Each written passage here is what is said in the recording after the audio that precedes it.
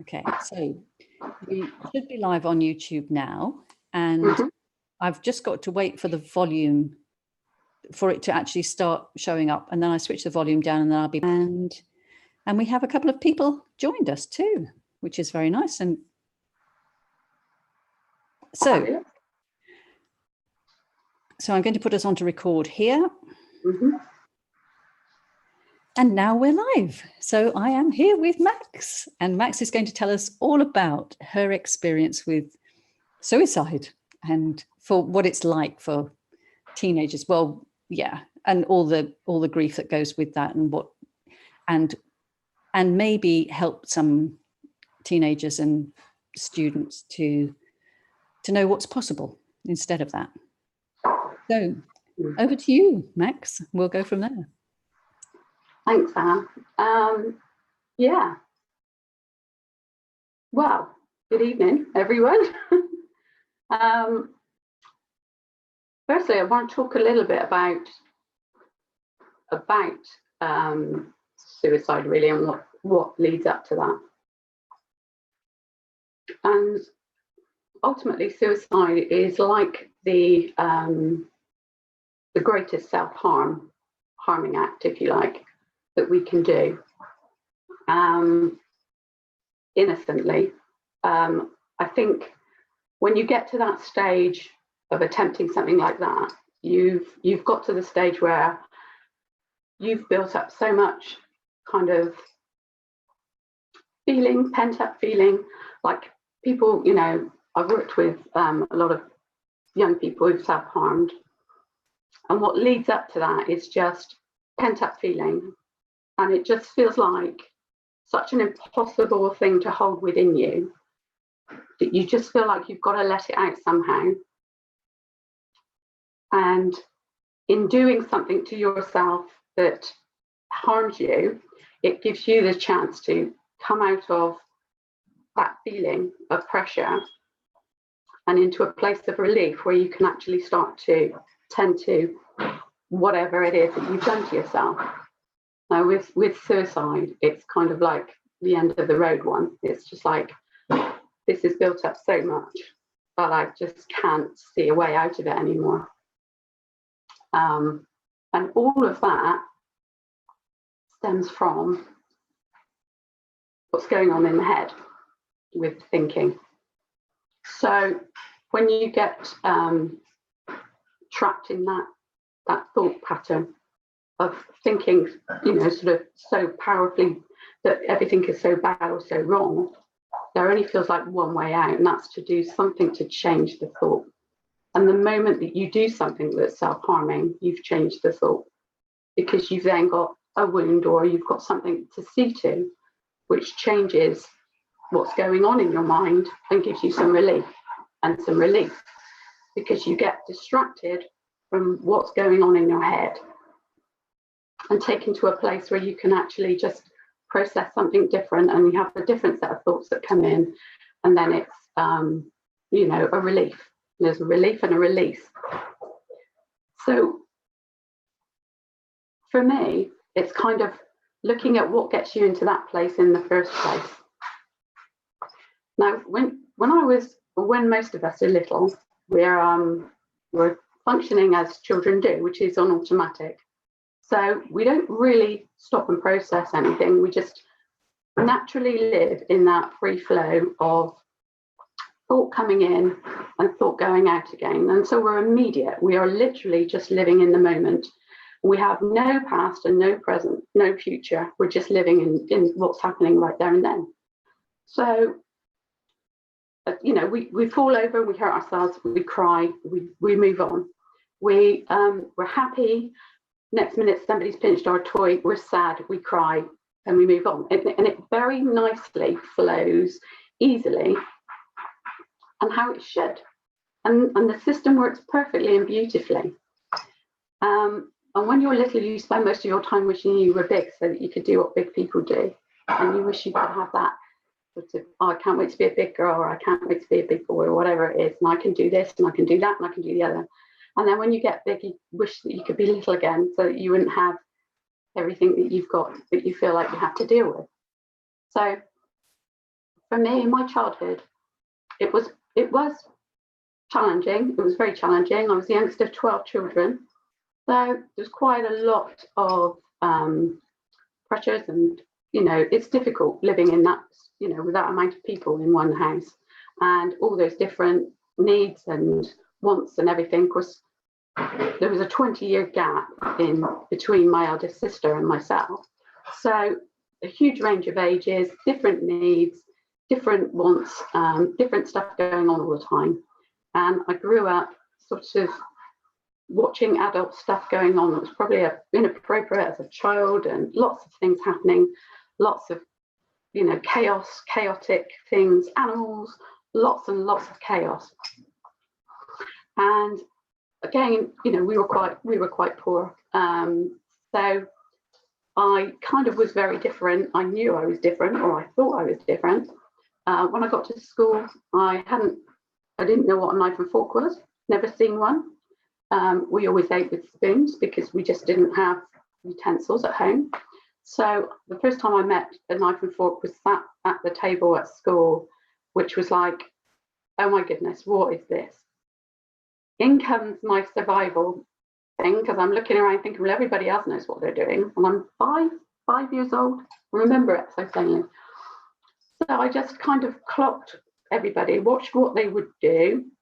I'd do this sort of thing and have a little shrug and a little, to distract from what was happening to me, watch what was going on, pick it up as quickly as I could, and then pick up the knife and fork and act like I'd never done anything different, and fit in and slot in so that I didn't stand out.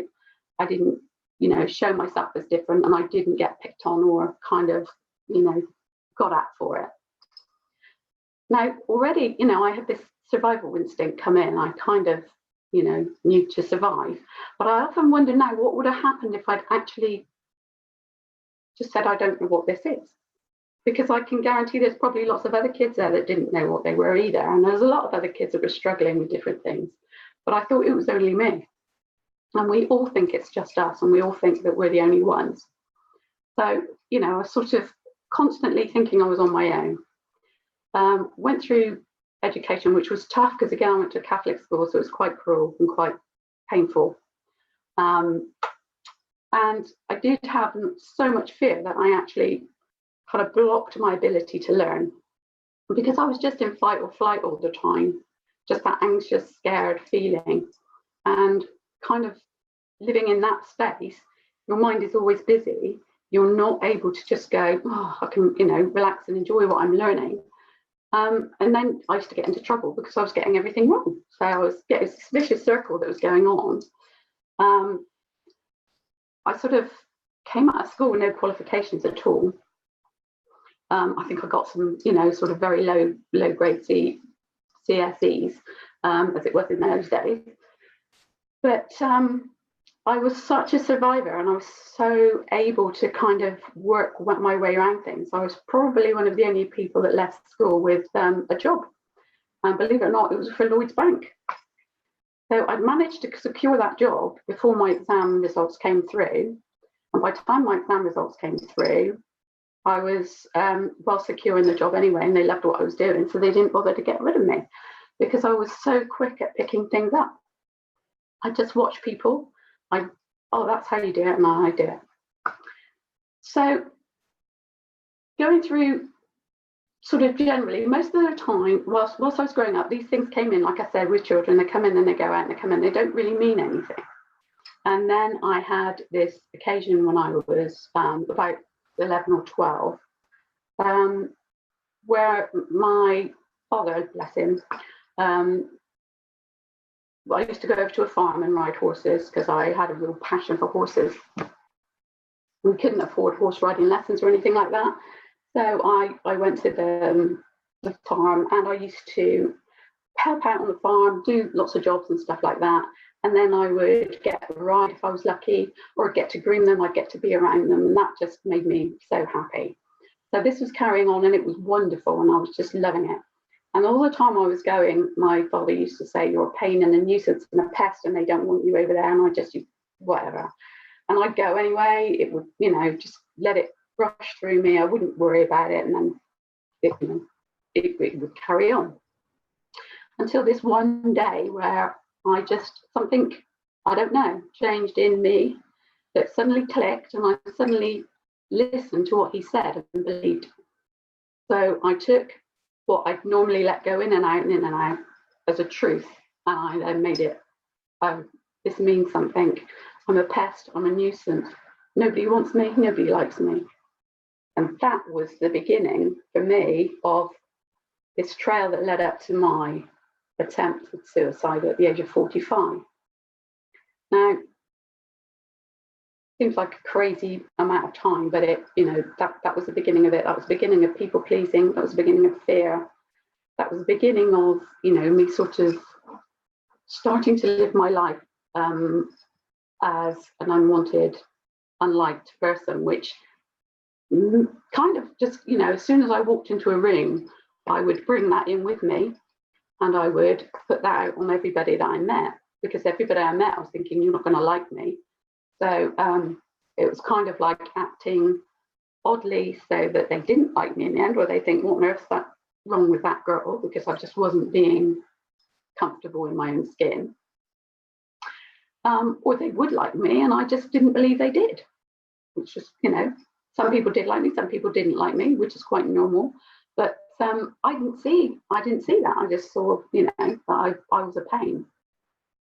So this kind of pattern of behaviour carried on throughout my life. It meant that I had to be a perfectionist. It meant that I had to never fail. It meant that I could never admit to not being able to cope. Even when, I needed help, I wouldn't ask for it. I had to be better than everybody else and work harder than anyone else, be more diligent, and never sort of be seen to be out of order or wrong or anything like that. So huge amounts of pressure that I sort of put on myself. Now, when I think I was in my 20s, I trained as a counsellor, a personal centred counsellor, because already by that time I was starting to look at the mind and what was going on, and how I could get out of this explosive feeling that I was building up inside of me, because I would just get massive amounts of feeling, but I just felt like I was going to internally combust. It was so incredible, the pressure that I would feel. And so I started looking for things to ease how I was feeling. And I went back to college for a short while. That was a very different experience of education, because I suddenly kind of dropped the fear of looking stupid in an education setting. And I just started saying, I don't understand, until they made me understand. And when they did and it clicked, I was just I was like a sponge. I was just let me have it. I can do this. This is wonderful. And I found it incredibly easy to learn, just because I was at that different place.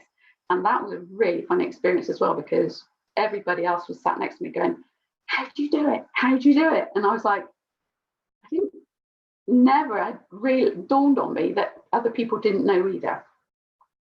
And that, by me asking and being brave was helping them as well, because, I said to them, ask, he'll show you. And it was a real light bulb moment there. So I started working with young people in a counselling setting. I found that I got on much better with younger people. It was really strange. I struggled with adults, and I struggled with sort of feeling like I was belonged in the world, really. But with children and young people, I felt great. I really felt comfortable. I felt like I could connect with them. I felt that there was a bond, and it was just so much easier. So I was working as a counsellor, and I just found it didn't sit well with me, because I was pulling all this stuff out of these people about their painful experiences, about their life. We were going over it, and I was just seeing them sitting in this pit of awfulness, and I just thought, I can't continue this. This is just wrong. This is like re-abusing them, and it's horrible, and I can't see the point of it. I really can't see the point of it. So I started looking at different modalities and different ways of working and stuff like that. I then started working in a residential setting with children in care, which was fantastic because I wasn't there as a counsellor. I was just there as their worker, which meant that I could have a totally different relationship with them, which was more kind of set on their sort of carer and being there for them. So I wasn't having to do this awful dragging out business, but I was just able to care for them and love them, which was huge. And it was really surprising that in that setting, those kids knew instantly when somebody was there because they wanted to be there and somebody was there because they needed to earn the money. And a huge difference in presence there, just knowing that, that. And they're so quick, they picked it up straight away. And there'd be staff that were more of a liability when they were on with you than not. But I did that for 10 years. And it was, again, I found quite pressurizing because I was working out of my own steam and I was getting very burnt out. I was getting very stressed. I was trying to be this everything to everyone. I was running around trying to prove myself all the time to, different staff, and not the kids so much, but with the staff and things. When I went to work, it was like I'm giving 100% or I'm not going to go, and that was it. So I was totally dedicated, totally there, totally in what I was doing. But I wasn't feeding myself at all, and I was kind of just getting burnt out. So I went on and did some other training. So I trained as a Reiki practitioner. I trained as an EFT practitioner. I trained in lots of different modalities and was basically trying to solve the problem of me, because I thought, carrying from that belief that I picked up from what I was told, that I was not liked, no good, a nuisance, a pest, and broken. So I was constantly on this quest to fix that and try and get rid of it and sort it out, and get to a place of peace and and joy in life. So I had 3 children. I was working with children in care. I was completely stressed out of my head. I was in a marriage that was really not very good at all. And the fateful day came. I mean, my husband, my ex-husband now, had rather a lot of affairs and things like that. So that was going on. A lot of it in the background I didn't know anything about. And then this day came. It was Mother's Day. I came home from work because I'd done a 24-hour shift. So I came home from work. We were supposed to be going out for lunch, and I knew that the people we were going out with, we wouldn't get back until 8 o'clock at night. There was none of the kids' uniforms done for their school the next day. There was no food in. The dogs hadn't been walked. And it was sort of, by the time I got home from work, it was 11:30. So I didn't very often pop my lid, but I did. I spoke out and I said to him, I've had enough, come on, why aren't these things done? They've got to be done. I've been at work for 24 hours. I need you to be doing the stuff. And he just, at this point, I didn't know he was having an affair, and he decided that he was going to be better off in that than he was with me. So he was working it, manipulating it so that I would take the blame. So he just turned and said to me, our marriage is over, that's it. You're nothing but a nasty bitch. And he got straight in my face and said it, and my world collapsed. That was it. It just collapsed at that point, because he'd actually voiced what I felt about myself as being true. And all those kind of feelings just crushed me so badly at that point that I just went numb inside, and I just took loads of tablets, everything I could get into a bag. I drove the car down the lane, was out of the way, and took the lot. I took the whole lot. I just couldn't see a way out of it. That was my only way out of it. So as it was Mother's Day, so my son came over to visit, and when I wasn't there, he phoned, and miraculously, I don't know how, but my phone was on and had a signal where I was on the Quantox, which is quite unheard of, and it rang, and I was kind of semi-conscious by this point because I had, the tablets were in my system by this point. And I answered it. I can't remember it, but I did. And I just garbled a load of rubbish, and they kind of realized that something was going on, and called the police. The police found me at about 7:30 at night. It was in March, so it was extremely cold, and I'd gone sort of into a hypothermic state because I'd been a long time in the car. But actually that served me well because it stopped the tablets from doing more damage than what they did.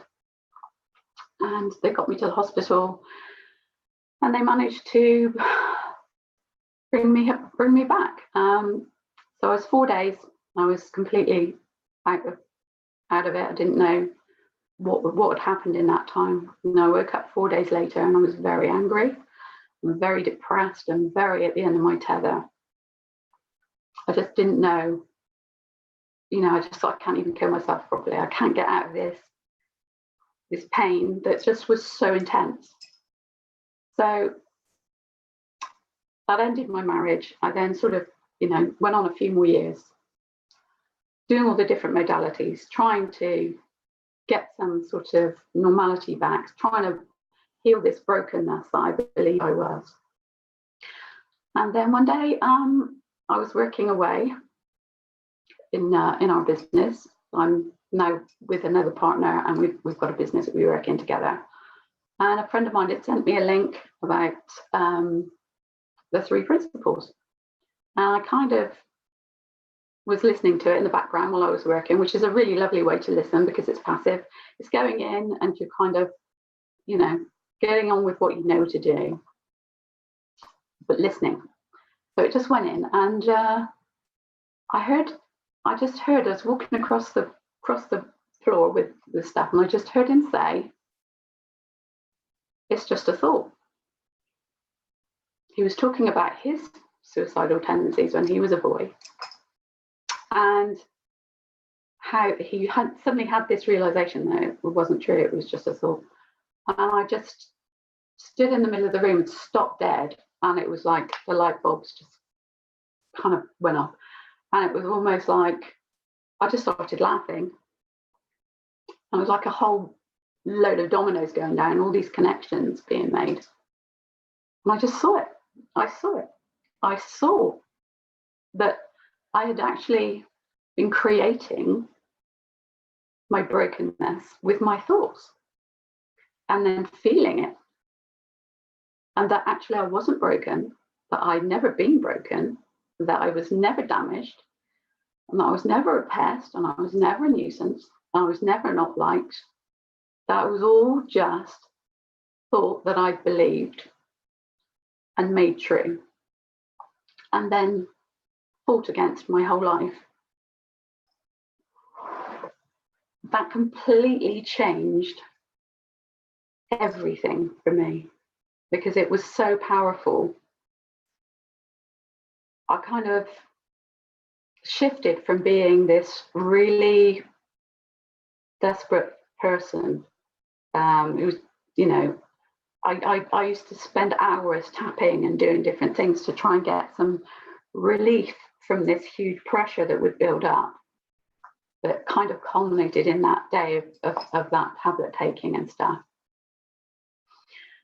to suddenly realizing that the only enemy I'd ever had was me in my own thinking, and that there wasn't anything I had to do about it because I'd kind of heard about thinking before from CBT and different things like that, but I'd always tried to change my thought with affirmations. I'd always tried to think positively. I tried to change beliefs and stuff like that with all the tapping and stuff. I do realms and realms of paper and things like that, writing stuff down about, you know, I'm this, I'm that, and then just go back to the old thoughts. To suddenly seeing that it was self, you know, it looked after itself. I didn't have to change anything. I just had to see. That was all. It was just seeing it, recognizing it, and knowing that it would pass of its own accord if I didn't jump on it and believe it and listen to it. Because I'd always thought that my thoughts were mine. I thought they belonged to me and that we were one. So it must be true. So if I thought I was an ugly fat cow, then I was an ugly fat cow. And that's what I was. If I thought I was a nuisance and a pest and nobody liked me, I was a nuisance and a pest and nobody liked me. And I would see that in everything and everyone because I was projecting it out and believing it to be true. Now, the moment that I saw that it wasn't true, that I wasn't my thoughts weren't me, they were just transient things that came in and went out, then suddenly I realized, I don't have to do anything about them. I can just leave them alone. I can leave them alone and they will right themselves when they're ready. And also, you know, your mind will jump on those things and it will follow them and go, yeah, make a story out of it, a huge story. I can completely see that I was, you know, a victim of the story of Max being a damaged, broken kid and person that, you know, was just a snotty little kid that had nothing and was no one. And I jumped on that story and I'd made it real and I'd made it true. And I came to see that actually the only thing or the only time it's true is when you bring it into your thoughts. So my past no longer held me a prisoner because I recognized that it didn't exist anymore unless I thought about it. The only time my past could hurt me was when I brought it into the now and made it current. And it wasn't, you know, I was just reliving it right here in this moment. And it didn't even exist anymore because it couldn't. It was gone. The only place it existed was in my thoughts. So I could dismiss them. I could let them go. They couldn't hurt me anymore because it wasn't, you know, I wasn't picking at that scab of this is, you know, real. This is my identity. This is the truth about me. And this is what I'm stuck with. This is my lot. And I can't get rid of it because it's my history and it's my heritage. It's what I am. And I just saw it for what it was. It really isn't. And it could never be who I am and what I am. And not only that, but it just took away future tense pressure as well, because there is no tomorrow. There is no tomorrow. You can't go there. You can only go there in your thoughts. So you can only panic about something that hasn't even happened yet by thinking about it and bringing it into the present. And that's when anxiety and stress and pressure come in and build up because you're believing something that's either back there and gone or in the future and doesn't even exist yet. And preempting and being frightened about something that you really have got no control over. And you usually find that when you get to the dreaded whatever it was, didn't turn out that way that you were dreading anyway. It just happens. And you deal with it at the time as it does, without the pressure, the stress, and the, you know, the tension, the fear, the damage to yourself, the anxiety, all the things that we do to get rid of that pressure and pain. You know, we go to the fridge and eat, we take drugs, we smoke, we do weed, we do, you know, whatever we can to get out of feeling that pressure. We self-harm. And like I said, suicide is self-harm. It's the ultimate self-harm. It's just getting to that place where you just want the pressure to end. And it's innocent. It's totally innocent. You don't know that you're doing it to yourself, because when you do, you realize, I don't have to do this anymore. I can have a different outcome. I can have a different experience without actually changing anything at all. And that's so empowering. It takes you from being a victim of everything that goes on in your head, to a lover of life in the now, in the moment. And the power of that is huge, because it's every system in your body is just triggered off and kind of on alert from thinking. Every feeling that you have comes from thought.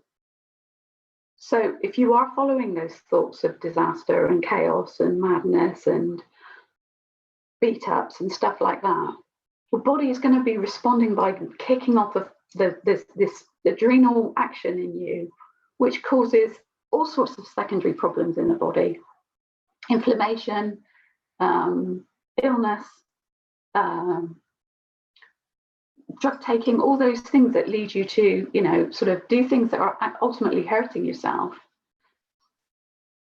When it's something as innocent, when you see the innocence of, I've just been damaging myself through my own thinking and nothing else. There's nobody else that can hurt me in this world except for me. I mean, somebody, you could have a fight or something like that. Yeah. Could be abuse. Yeah. But the only time it can hurt you is when it's happening. And that's it. Other than that, it can't, unless you carry it with you and re-abuse yourself by reliving it and staying in that place of, it's real, it's true, it's happening. That's not to say that people, haven't had tough pasts and stuff like that. I mean, they have. But those pasts really can't hurt you. They really can't hurt you unless you're thinking about them. And that's the only time they can. And I've, found, I mean, you have days that, life goes like that. It does go like that. You have thoughts that come in and thoughts that go out. And sometimes you get stuck on them. And sometimes you'll go with them. Sometimes you'll start to believe them again. Sometimes you'll find yourself in a bad space and then you go, oh, what am I doing? What am I doing? You suddenly realize it. You see it for what it is. Sometimes it lasts a bit longer as well, because this isn't about, this is how life is. This isn't about a certain thing that you can apply that's gonna, sort of cure everything. But seeing it makes the life so much easier to live, so much easier to live. And for myself, I mean, when I do hit black spots and I do go down, I come back from them so much quicker. They never go to the depth that they used to, where I used to literally feel like I was going to internally combust and blow up from the pressure inside, from what was going on in my head, from the beat 'em ups in there. It just doesn't go there. It doesn't go that far anymore. It doesn't get to that depth anymore. It doesn't affect me like it did anymore. The relationships I've got are so much better now. I don't walk into rooms any longer or places and think nobody's going to like me. I just walk in and I'm just there. I'm just present. I'm just, well, here I am. You either like me or love me, hate me. Either way, it doesn't really matter, because actually what anybody else thinks about me doesn't matter. The only thing that does matter is what I think about me. And if I like me and if I'm okay with who I am, which is all you can do in the moment, because if you are living in the present and right here and right now, what's there not to like? You haven't got any chitter going on in your head telling you that you're rubbish, you're crap, and you're not, you're fat, you're ugly, you're anything. You just haven't got it there to fight with. So you just see it for what it is, and just go with it. And you go back, like I said, about when you're a little kid, you look and think, I wish I was an adult. So you go back to being the little kid as an adult, because you can just let it come in and go out and come in and go out. And if you're happy, you're happy. If you're sad, you're sad, and it's all fine. It's all fine. It's all doable. You can get a little bit tense. You can get a bit anxious, and that's fine, because it's normal. If it wasn't, you wouldn't have it. You might, be facing something like coming on a webinar and talking. You might feel a little bit jittery and a little bit like, oh, I hope I say the right things for a moment. That's fine. Instead of having a complete meltdown and thinking, I'm a failure and I can't do anything, you just go, well, it's okay. It'll go, it'll shift, it'll move. And it does. It just moves on. So, yeah, it's just holding on so dear to those beliefs that we have about ourselves, making them mean something, and then living in the pain of it as if it was true, and none of it is. None of it. So if I ever talk about my past now, I always add once upon a time on, because that's literally, it's like reading a book, because it's not me and it's not true. It's not real. It just doesn't hold any significance anymore. But for young people, when they get to that place where they suddenly separate from being that innocent child that just allows life to flow through, to actually jumping onto those thoughts and making them mean something, is a really significant thing. And then they add to it, and then it becomes a pressure. And that's when you get the self-harming, the pain, the suicides, the experiences like that.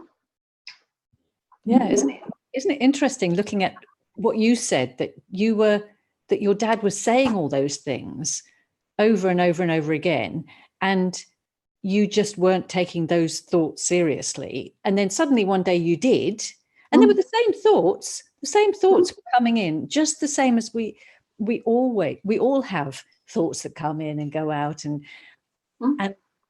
sometimes you take them seriously and sometimes you don't. And different people take different thoughts seriously, which is always interests me as well. And it sounds to me too like you're not afraid of your feelings anymore. So when you didn't know where the feelings were coming from, and you were frightened of those feelings, and you didn't, it sounds like that's when it was building up and building up and building up. And then now you know where they're coming from. There's nothing to be frightened of. Yeah. Because when we identify in with them so strongly and make them real, they are scary. They're really scary. Because, it's like, how can you not be stressed by those sorts of things? Because you're building up this whole false picture of who you are, what you are, capabilities, all those sorts of things. And it affects everything, because your whole demeanor is just geared towards, I'm a broken, lost, damaged person that nobody wants. That became my identity. So first of all, I was rejecting everybody that came to me, because I'd already got it in my head that they didn't want me. And secondly, I was rejecting myself, because that my whole system was just telling, was just going through in my head, you're crap, you're rubbish, you're awful. And you live in that. And you live in that as a truth. Excuse me, because you believe that. And when you believe that, you can't help but feel it and fear it. And then just that simple understanding, hang on a minute. I am not my thoughts. My thoughts aren't true. They're not real. I don't have to believe them. I can be free. I can be free. It's just like letting the pressure out of a balloon and it goes, because the relief is massive. And the freedom in that is incredible, because you can just start being a human being right here, right now, rather than a past and a present, a past and a future that hasn't happened, and a stressful, because that's what I was. I was just constantly running on stress and empty. So stressed, so, wound up, so fearful, always waiting to be found out as well, of course, because there was this girl that didn't know how to use a knife and fork, and oh my goodness me, what did that mean about me, and all that stuff comes up, and you just make this huge, great big belief out of that. And I was a little girl. What could I do about that? Nothing at all. But I made it mean something just by thinking it. And wasn't it interesting also, sorry to interrupt, I thought, wasn't it, I was just thinking about how interesting it was that that because you had all that thinking about all of that stuff, you didn't have any room to take in anything that you were learning at school. And so it seemed like you weren't intelligent. Totally. Right. And then you started to believe that thought as well. But actually it wasn't true at all, because when you actually came to do some learning later on, when you went back, you were actually picking things up quicker than other people, because you didn't have all that. Yeah. Because you wanted to. And I was so tenacious, because I would pick things up. So I'd watch people do things, and I could learn so quickly from watching somebody do something, and I would make it look like I was an expert. I'd just pick it up straight away, because I was surviving. I was totally in survival mode. So constantly on this stress, stress, don't let anybody know. So I'd be twice the employee that everybody else was, because I was kind of like, proving myself. I'd go above and beyond, far above and beyond. I'd be, the last one out of the building. I'd be the hardest worker. I'd be the quickest one. And the whole time I was thinking I was rubbish. And it's crazy. It's like, how could I have kind of been fooled for so long by my thoughts? And I was totally fooled by my thoughts. And you're not the only one either. Sorry, you're not the only one either, are you? Because so many of the people that I've spoken to have said the same thing, have had the same experience. And like you said, you think you're the only one in school like that. And one person said the other day that at their school reunion, she told someone she knew, and everybody said that they were the same. And you're like, but you have no idea, do you? You think you're the only one. Yeah. And that's so, isolating. It so isolates you when you're in that place, especially in a school full of, kids that can be quite, can't they? Kids don't really suffer fools gladly.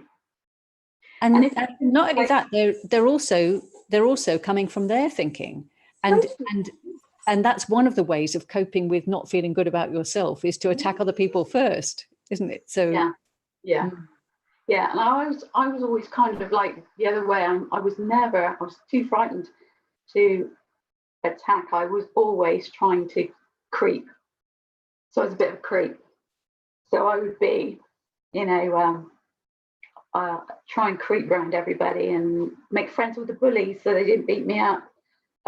Things like that. I was always kind of strategizing and planning how I was going to survive and how I was going to get through and cope with every day. I mean, when I was at the Catholic school, they just used to hit you all the time. Half the time I didn't know why.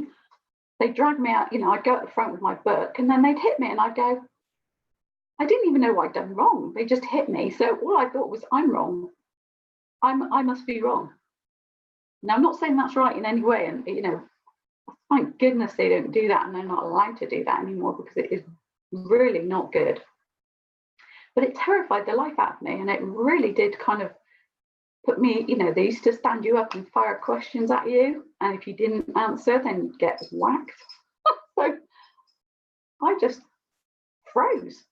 completely froze. My mind would go blank and I'd be like, I can't think. You know, I was just terrified. And I just, you know, so much fear. But I kind of now, you know, see, well, they were only projecting their thought out at the same time. It's a circle that kind of keeps perpetuating itself until you see, and then you can come out and go, ah, right, everybody's innocent. We're all innocent. So we have a message from Emma saying, thanks, Max, love you lots, and thanks, Anne, for doing these webinars. I love hearing them. And we'll have to go in a bit, though. So, Emma, did you want to say anything, ask anything before you go? Or was that just a final thing before you go? If you want to, I forgot to say to anyone that is listening in, if you want to ask a question, you can just type into the chat box like Emma did just now, or you can put your hand up and we can bring you on and you can ask a question either without us seeing you or being on the video as well. It's up to you. But if you don't have any questions, that's fine too. We're, yeah, I'm not seeing any just yet. So, yeah. So that's fine, Emma. We won't be going on for long. Anyway, we've heard most of what we need to hear, I think. Thanks, Em. So, well, yeah, you have said so much. It's been so good, Max. Thanks very much. And it just such a really good and important story. And it's so easy to talk about the theory, but when you've experienced it yourself, it's so much more meaningful for people. I think it's just like the way you heard it when you heard someone else talking about what had happened for them, and then their realization of how it wasn't actually true. It was, and that's another reason why we're doing so many of these webinars, of these videos, is because when you keep hearing that from someone else, and you start to think, well, maybe it is true. Maybe I am the same as everyone else, and maybe it is just my thoughts causing my feelings, and I don't have to listen to them. Yeah. I mean, question it. Just question it. You know, if you have these thoughts, I mean, you know, I used to get bombarded with these thoughts of self-hatred. Just question it. Just look at it. Is that real? Is that real? Am I really an ugly old bat? You know, kind of question it, and don't just blindly believe your thoughts and kind of let them sweep you off and go with them. No, it's not true. It's not true. Especially with ones that kind of really do keep creeping up and hitting you around the head. You know, the underground thoughts that we kind of don't even realize we're thinking, that can sneak up on you so easily and trip you up. I kind of just now go, oh, really? Oh, whatever, you know, kind of, they still come because they've been sort of 40 years in the making, and some. Yeah. So, you know, they don't all go away. It's not until you kind of really start to just ignore them. They'll keep coming back and they'll keep having a go. You just look at it and go, really? Is that all you've got? That old chestnut? Seriously? I'm not falling for it. You know, it just can't trip me up anymore. So it's just a simple understanding of how our mind works, and when you see it, you can't unsee it. You just can't unsee it. You might get in a sticky place, but you still will go back to it eventually, because you'll go, oh yeah, of course, I've got caught in a story again. I jumped back into the book. I kind of started to believe that it was true and go along with it. I've got myself in a bit of a muddle. I can step back out again and look at it and go, that's not true. It's just not true. Come back to the present. Come back to the now. Live in the now. So yeah. Is there another question, or somebody's put something in?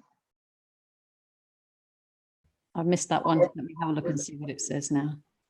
I'm not very good at working this chat box for some reason. Wait a minute. Oops. I can't see the top of the message. I don't know how to do it. I don't know if I can help. All I can see is people. I see something. I can only. It starts from people. That doesn't help. Wait a minute. I can't get it to go to the top. Why doesn't? Oh no. Oh, here we go. Here we go. I've got it now.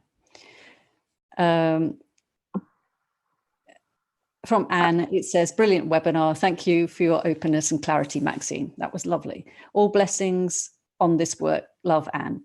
Thank you. And Emma, no, I think I'm okay. When I work with young people, I see how subtle and powerful the principles are at the same time. We can do innocently, we can innocently get caught up and stuck within thought. But at the same time, it's amazing to know that beyond all of that, we are all okay, resilient and well. But love hearing the stories and insights as all play a part in the journey of life. Oh, thank you. Yeah, bless her. Thank you both. That's lovely. We run a meetup group at my house once a month. Emma joins me. She lives just over the border in Devon. So we run a little meetup group. We're also looking at starting up some work with the homeless. And I'm going up and doing hopefully a workshop in Nottingham at the youth children's working festival. Yeah, it's on the 30th. I think it's the 30th or of May, of June. Yeah, in Nottingham at the race course. Yeah, Nottingham race course. So yeah, hopefully doing a workshop there. So and that's all based around children and young people. So that seems to be my place I always end up working. Yeah. It's good, but I'm not fussy. I'll work with anyone. So when you say you'll work with anyone, are you working? You're doing coaching now? I'm running a business, which is quite difficult. So we have got our own business. So I fit in around that. I do whatever I can in and around that.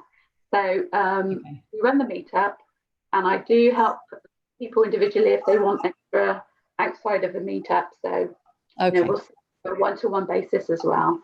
But I'm always available. I'm always open for anything or anyone that wants to chat or just to help, in any way I can, really, as and when I can. So I'd like to get more involved if I can free up a bit more time from the business and actually free myself to do this more. Yeah, definitely my passion. So, and it seems to be opening up. So yeah. And yes, I'm sure it will. So your details will all be on the website at thesecretofeverything.com. Mm-hmm. There's a page just for you and your details. And this webinar, this discussion will be on, and your story will be on YouTube Live or on YouTube from now on.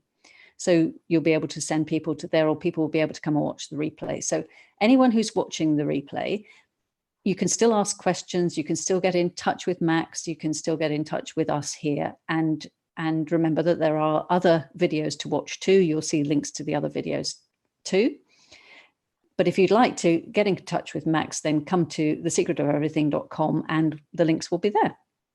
So thank you so much, Max. It's been really, really good. Really thank you, Anne. And thank you for what you're doing, because it's absolutely fantastic. It's been lovely watching all the webinars and replaying them. It's fantastic. Really good resource. Thank you very much. Yeah, thanks for the opportunity. See you soon. Yeah, bless you. Thanks very much. Bye then. Bye-bye.